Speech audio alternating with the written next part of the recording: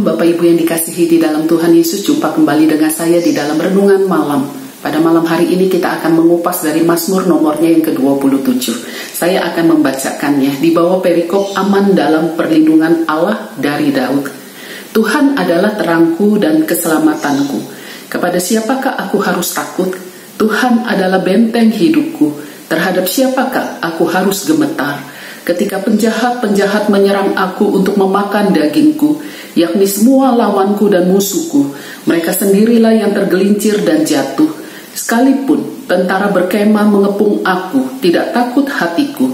Sekalipun timbul peperangan melawan aku, dalam hal itu pun aku tetap percaya. Bapak Ibu yang dikasihi di dalam Tuhan Yesus, mungkin kita sering mendengar bahwa kadang orang melakukan apa yang dia tahu tidak boleh dia lakukan, tetapi justru dia lakukan. Jangan berbicara tentang kesucian hidup kepada seorang pelacur, karena sebenarnya dia tahu apa itu kesucian hidup. Jangan berbicara tentang kejujuran kepada seorang penipu, karena sebenarnya dia tahu bahwa menipu itu adalah dosa. Jangan berbicara tentang Allah kepada orang yang sedang melawan Allah, karena sebenarnya dia tahu apa itu artinya kebenaran. Bapak Ibu yang dikasihi di dalam Tuhan Yesus, kadang apa yang kita tahu dengan apa yang kita lakukan, yang kita kerjakan, itu seringkali bertolak belakang. Kita tahu bahwa Allah itu adalah Allah yang Maha Kuasa, tetapi kadang di dalam perjalanan hidup kita bisa bertanya-tanya, di mana kekuasaan Allah? Ketika dokter berkata, kamu sudah tidak ada lagi harapan, masih adakah iman tentang Tuhan yang akan melindungi dan yang akan menguatkan engkau di dalam hatimu?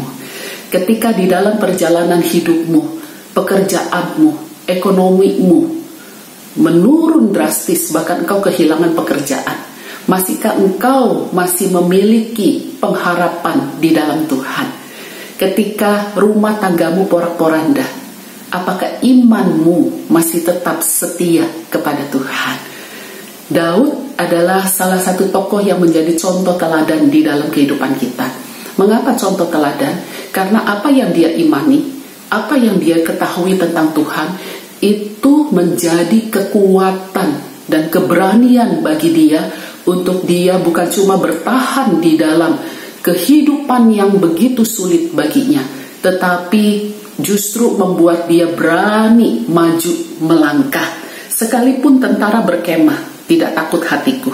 Sekalipun timbul peperangan melawan aku, dalam hal itu pun aku tetap berani. Karena apa? Karena dalam ayat yang pertama, Daud mengimani, mengetahui, mempercayai di dalam pikirannya dan juga di dalam hatinya bahwa Tuhan adalah terangku, Tuhan adalah bentengku. Bapak Ibu yang dikasihi di dalam Tuhan, itulah iman. Iman itu apa? Iman itu terdiri dari 3 komponen. Jika salah satu tidak kita miliki, maka kita tidak sedang beriman kepada Tuhan. Apa itu iman? Iman terdiri dari 3 komponen yang satu dengan lainnya saling berkaitan. Pengetahuan, pengalaman, perbuatan. Pengetahuan, engkau tidak mungkin beriman kepada Yesus Kristus tanpa engkau tahu siapa dia.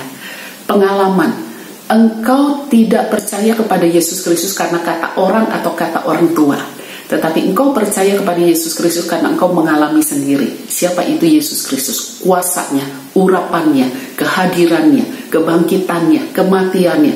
Engkau bukan cuma tahu, tetapi engkau mengalami sendiri. Dan hal yang ketiga adalah perbuatan. Perbuatan, apa yang kau imani, apa yang kau ketahui, apa yang kau percayai, itu yang nyata di dalam tindakanmu.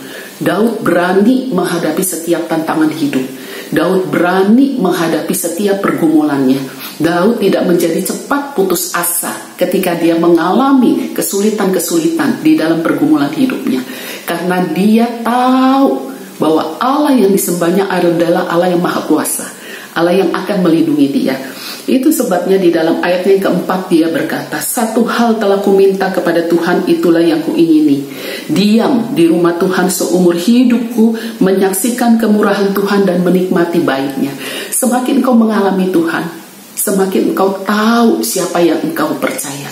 Semakin engkau mengalami Tuhan, semakin engkau berani menyatakan imanmu di dalam perbuatan dan perkataan.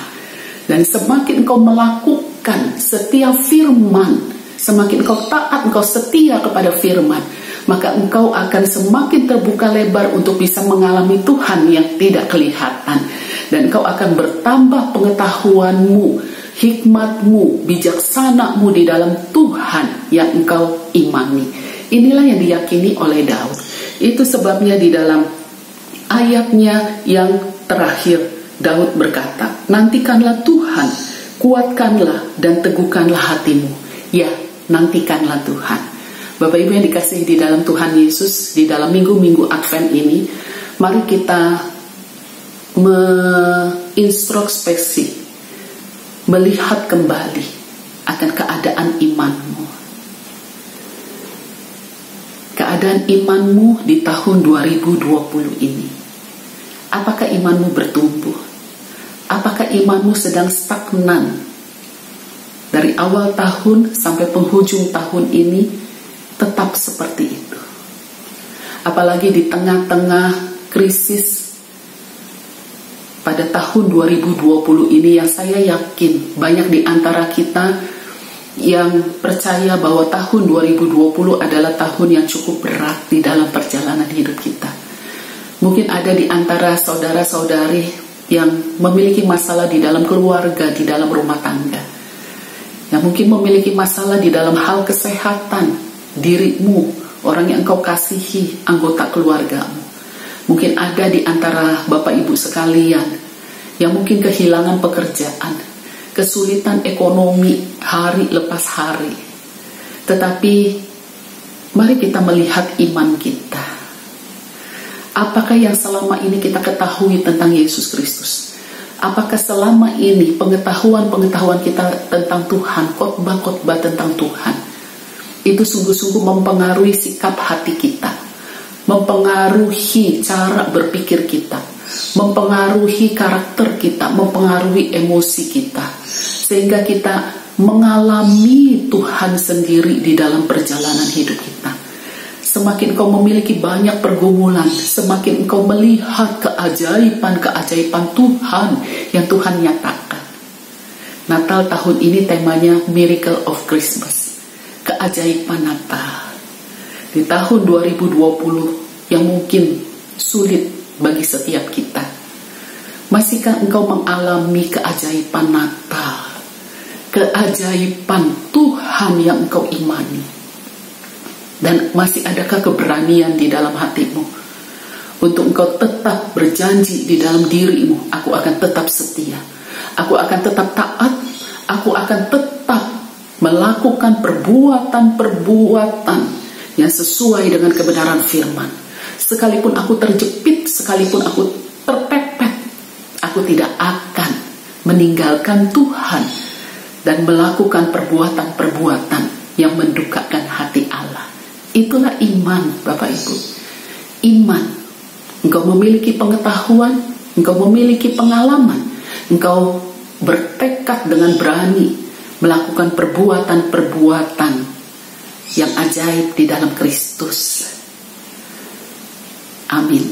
Mari kita masuk di dalam doa. Kepada Allah yang mengasihi kami, di dalam Mazmur nomor 27 mengingatkan kami kembali bahwa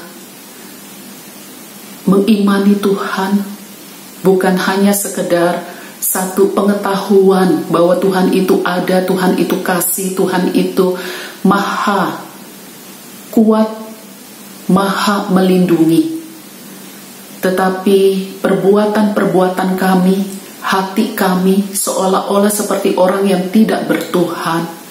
Apalagi ketika kami mengalami pergumulan-pergumulan yang mungkin ada di antara Bapak Ibu sekalian, saudara-saudari, pergumulan-pergumulan yang berat, entah itu karena rumah tangga, karena kesehatan, ataupun juga karena pekerjaan. Tuhan ampuni kami. Hari ini Engkau mengingatkan kami kembali bahwa apa yang kami ketahui harus kami imani di dalam hati kami, harus kami alami dan juga harus kami tunjukkan dengan perkataan dan perbuatan kami. Tuhan, kuatkanlah iman kami. Kami percaya kepada janji-Mu bahwa buluh yang terkulai tidak akan Tuhan patahkan. Nyala api di dalam hati kami yang hampir padam tidak akan Tuhan matikan. Oleh sebab itu Tuhan, peganglah tangan kami, peganglah tangan saudara-saudari kami yang sedang hidup di dalam berbagai-bagai pergumulan, agar biarlah kiranya pada tahun ini kami dapat mengalami, menikmati, dan merasakan secara pribadi miracle of Christmas. Keajaiban Natal itu masih ada. Itu yang kami imani. Siapkan hati kami di dalam masa-masa Advent ini, agar hati kami semakin tertuju kepada Engkau, agar hati kami mampu melihat Tuhan yang mengasihi kami. Terima kasih Tuhan. Di dalam nama Tuhan Yesus Allah kami yang hidup, kami berdoa. Amin.